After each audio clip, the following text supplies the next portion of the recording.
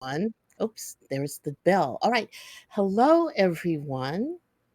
Thank you for joining me on my podcast. This my podcast, which is Nish's Niche, Delightful Inspirations, and this is episode 3, Living Beyond Grief, or part 3, rather. Anyway, in this particular episode, we have been speaking about the grief that one has when a loved one passes away. I mean, that has to be the ultimate um, type of grief that a person experiences. And really, you never get over that. Okay. You never get over that. You learn to live with it. And maybe as time goes on, you're better able to cope with that. But that's not the only situation or circumstance that causes you grief. I mean, there are times when you might feel grief because your pet passed away. All right. Oops, I didn't do it on the Jumbotron here. Okay, here we go. Um, when your pet passes away, oh, that can feel just as difficult as when your family member passes away, or your spouse, or your parents, or your sibling. um, that can take quite a while to get over, and you may not ever get over that. Years later, you'll think of that beloved pet. I mean, I have a friend that had a beloved cat that passed away probably over 20 years ago, and he has never gotten another pet because to him it was like, I can't replace that pet. Just like, you think, well, I can't replace my mother or father. I mean, you can, you form relationships with other people, but to him it was like, no, um, I'll never get over the death of my beloved cat. So that is another area that you can experience grief, and it's something that you do have to try to deal with in your life and live on. You if you're listening to this podcast right now, you woke up today. You get to live today. So try to remember that as one motivating factor for you. All right. Now, there are other situations that cause you grief. Maybe you're not getting along with your partner, spouse, or your best friend. And, that feeling you get in the pit of your stomach, just like um, when a family member dies, and you feel really sad about that because it's like that relationship is dying. Or let's say you broke up with a spouse or a partner. um, you could feel like that was a mini death that has occurred, and it could affect you for a long time. So just know that that is another area of grief that you will deal with. And all of the tools that you might use to help you deal with the death of someone, you can certainly use those to help you with this by, talking to someone, getting counseling from a psychiatrist or psychologist, meditation, you know, um, exercise, so many things that are available to you that you can utilize to help you through that time. But all of these things do affect you in your life in a negative way. All right. But we have to live on, right? So, and I did um, touch upon, you have arguments, or when you're in the workplace. Okay, now I've been fortunate enough to have some wonderful career, or a wonderful career life that was so fulfilling. But the last job that I had, now I'm retired now, I'll just say it was a terrible job. I was a call center operator for a cruise line. It was not Princess or Carnival, but it was a cruise line. And it was a soul sucking, terrible, terrible job. Okay. And I felt grief every day, dread of having to do my job. And, it just caused me stress. I'm so happy now to be retired. But sometimes the way you deal with that kind of stress and grief and hardship is to try to think of a solution there. Can you change your job? Or can you have a better work and life balance so that, the job part of it you can leave behind once you're clocked out of that job, and you go on and you have your friends and your family and other activities that fulfill you. All right, because you know that this job, even though it sustains you, it it shouldn't cause you pain. All right, it really shouldn't. I feel bad for anyone that has to work in a job that is really soul uh, sucking, for lack of a better way to describe it. All right. And there's so many other situations that cause you grief. Maybe it's a financial loss, property loss. Let's say you were in a car accident. Maybe you came out fine, which is a um, um, a reason to be happy and glad and joyful, like, hey, I was not injured, but now your car is totaled. Okay, so that's property loss, and that can certainly cause you grief and suffering there. So there's a balance there to think about. All right, well, that was just a car.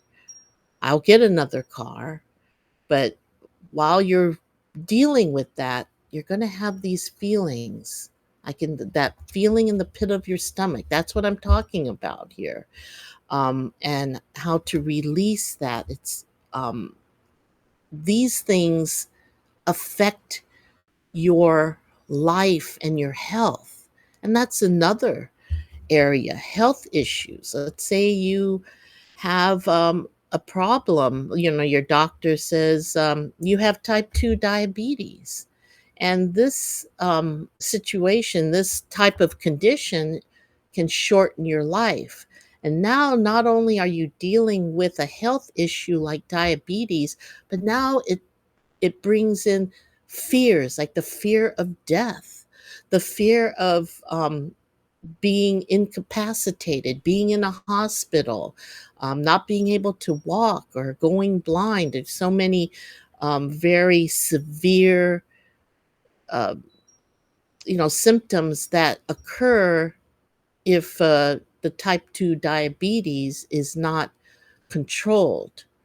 But you could control that. If it's a health issue, the thing is not to fall into despair and depression, although it's very easy and very understandable to feel that way, but to turn it around and say, all right, I have to do something about this myself, and to do whatever you can to make your health better, to, get stronger and recover from that as much as you can.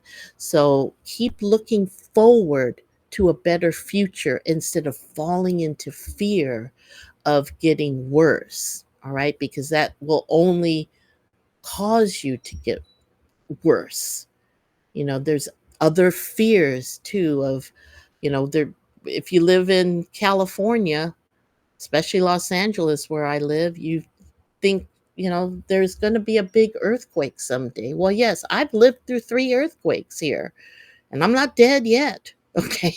I mean, I've had a lot of damage done to dwellings I've lived in and a lot of possessions that, were destroyed in earthquakes, but I'm alive. I can wake up today, tomorrow, the next day and go on. That's the only way you can go forward on that. So even though you might be um, suffering, because this is all you think about, I'm going to die someday or pretty soon, or the world affairs. There's so much war, and I'm fearing that I may be just picked up by ICE and thrown out of my country, you know, um, so many things, taxes, you name it.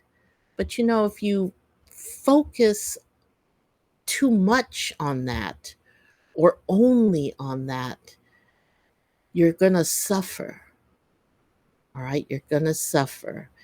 And I know, just as I've suggested and spoke about in the previous podcast on grief as it relates to the death of someone you're very close to, there comes a point where you start remembering good times, or let's say that this person inspired you, that the reason that you are living so well is because that person was in your life, and you could be thankful about that instead of um, in despair that they're not here anymore. Well, they're not here anymore, and you cannot share with them your for property loss. Yes, your beautiful sports car is totaled.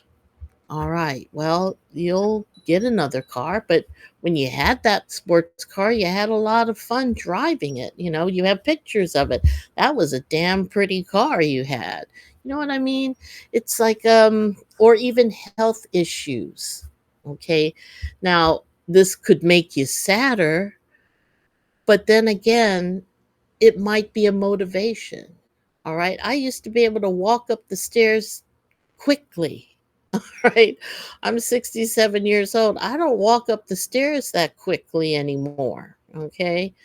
But I have been doing exercises and trying to get my strength back so I can. So even if I feel that I've improved my health a little bit, I focus on that. I can climb these stairs just a little bit better. I'm not winded as I was before. There's so many little things that you can do, or you notice these little miracles. Let's just call them little miracles and focus on that. All right. Because that will get you through, because it is a waste of your life to be grieving 24/7. All right. I know it's going to happen, but please, for the love of God, try to uh, have a little joy in your life every single day. That's what makes life worth living. All right. Now, I always like to end a podcast, especially this type of podcast, with something inspirational. Now, I picked a song because I love music, and it's by Sugarland. That group includes Jennifer Nettles and Christian Bush. Now, you might know them as a country duo. Well, even if you don't like country, all right, this song, Settlin', is like a drive-in rock song. So don't get all, crazy on me and said, I don't listen to country. Well, you should listen to this song. All right. Let me just um, recite some of these lyrics and you'll know what I mean. And then there'll be a link in the description of this podcast for you to go watch the video, Setlin. Anyway, here's some of the lyrics for you. With some good red wine and my brand new shoes, gonna dance a blue streak around my living room.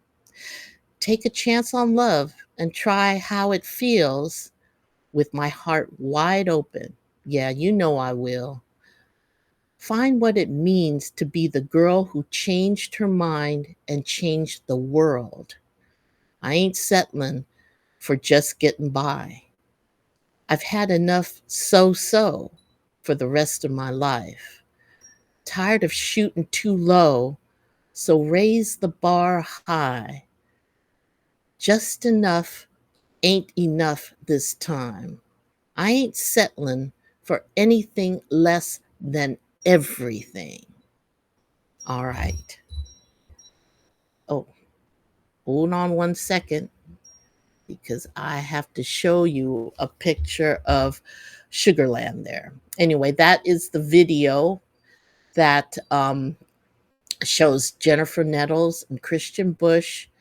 And I invite you to go listen to the song. It's like a rock anthem. And there's a lot of wonderful um, songs in many genres that will get you going. When you're down in the dumps, you just listen to your favorite anthem and let it lift you up. I mean, I've listened to Setlin so many times. I mean, when I had records, I used to wear records out. If this was on a record, it would be worn out by now. Okay. But anyway, I want to thank you for listening to my podcast, watching my podcast today.